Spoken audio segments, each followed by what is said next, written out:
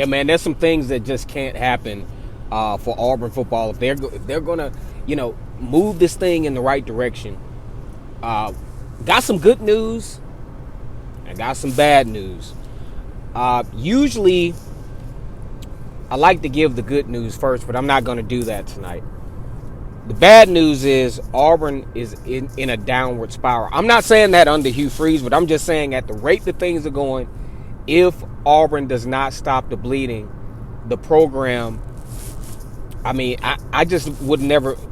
And the reason why I say this is because I just so happen to look at some stuff today and really digest what has been happening at Auburn. Like this video, comment, subscribe to the channel. Also, become a member. We are cranking out a little bit more content than we have in the recent past, and definitely appreciate you all's support. My stage name is Vernon Speaks Sports Auburn, and my government name is Kennard Vernon Stewart. Here with the podcast, we're talking Auburn football.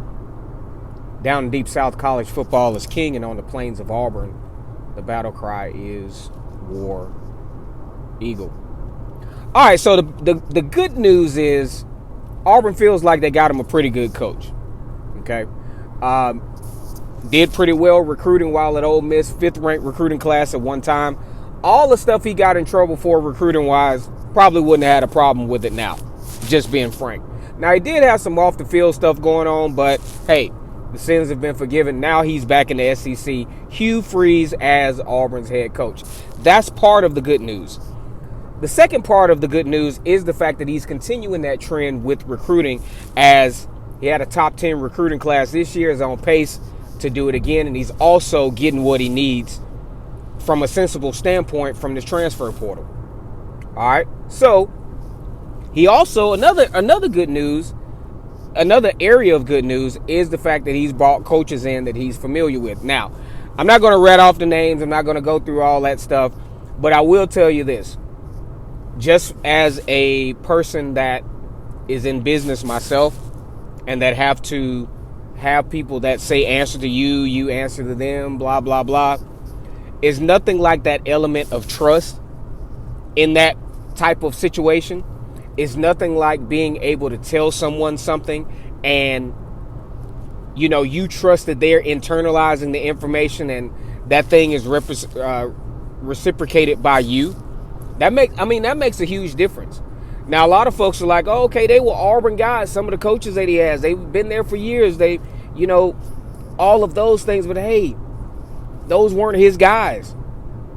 And in more cases than not, coaches are not really getting it done on a high level at schools that they went to. They normally go other places and are successful.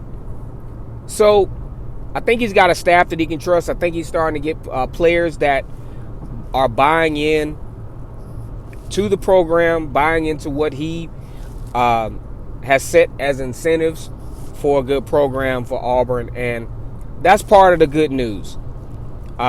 Also, the bad news. Let's go to the bad news. I mean, it's really bad news, or a bad past. Okay, starting back in 2020, Auburn got rid of Coach Gus Malzahn. Gus Malzahn led Auburn to 2 SEC championship games, winning 1. Also won in combined as a coach at Auburn, won 2 SEC championships, 1 national championship as a coach and an assistant, had 2 national championship appearances. Everything looks good on paper so far. But as you get along into Gus Malzahn's career, things began to kind of downslide. You had some high-rated recruiting classes, but, usually that thing was inflated by, say, a couple of top recruits. But in the middle, where you build your roster, just wasn't a lot of meat there.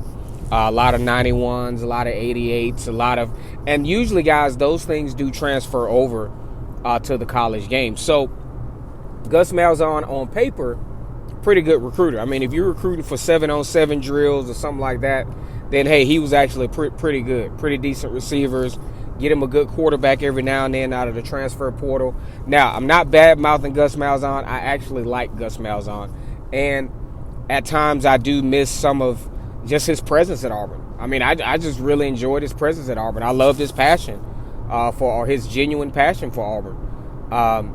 Especially he led Auburn through some of the most historically best times in Auburn history, because there's never been a situation for Auburn where, at least that I know of, or at least that I can't dig up real quick, to where Auburn was in a national championship game in 2010, then 2011, then turned right back around a couple of years later with some of the same players in the national championship game of 2014 for the season of 2013.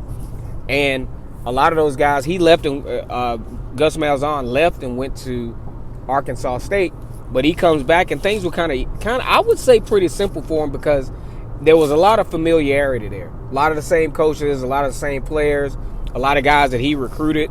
So I think that set him up for success coming back to Auburn. But either way, you got the downward spiral to where, 2018 started out pretty promising. Lost to LSU, lost to Alabama. It lost to Georgia. It just started to seem that Coach Gus Malzahn couldn't get it done. 2019, you having to start a freshman quarterback because recruiting at quarterback just hadn't been all that great. Or it could have been a situation where they just didn't give Malik Willis a chance. I mean, I don't know. But either way, Bo Nix starts at quarterback, goes 9-4 his first year. Highlight win of that year, beating Alabama in the Iron Bowl in Jordan-Hare. Actually had an outside chance of beating Georgia late. They had a crazy run there at the end where there were some opportunities there. Fast forward to 2020, now we got the COVID year.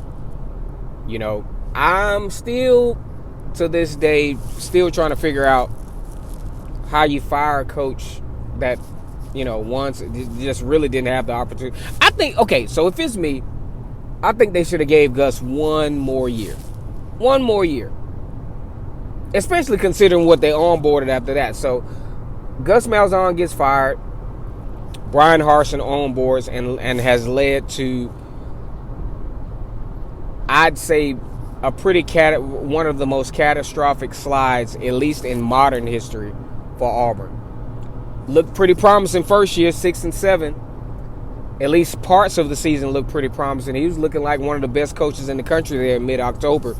But things started to fall apart. Then the scandal started. Then 5-7, and I think that deal was sealed for his fate.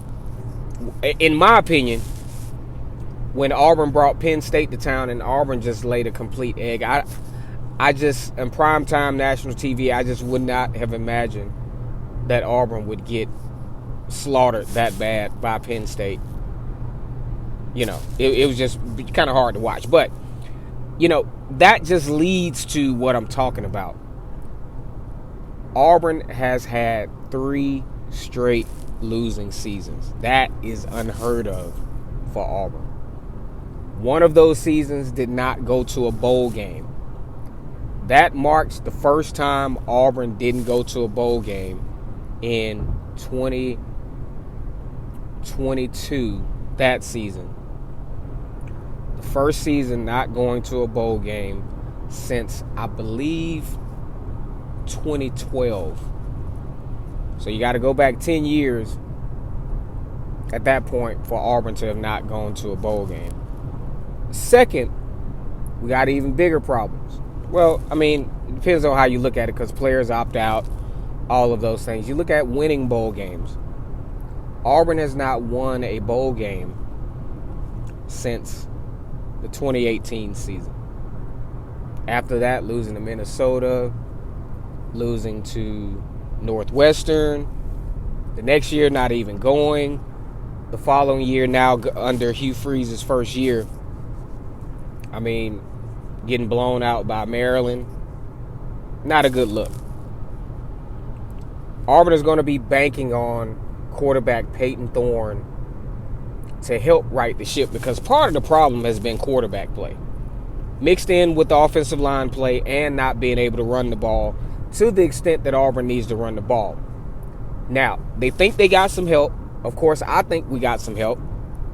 The wide receivers that are coming in, I think, are going to be some of the more talented receivers in the country. A lot, by and large, not experienced, though. That's the biggest problem, is experience. So you wondering why you bring in the Keandre Lambert. Look, you got to bring those guys in, because you don't want to roll the dice on high school players that their talent may. I mean, you need some immediate talent transfer. You ain't got time at this point.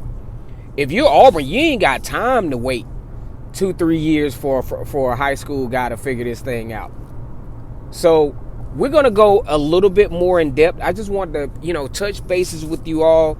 Make sure that you guys are continuing to engage here with the content.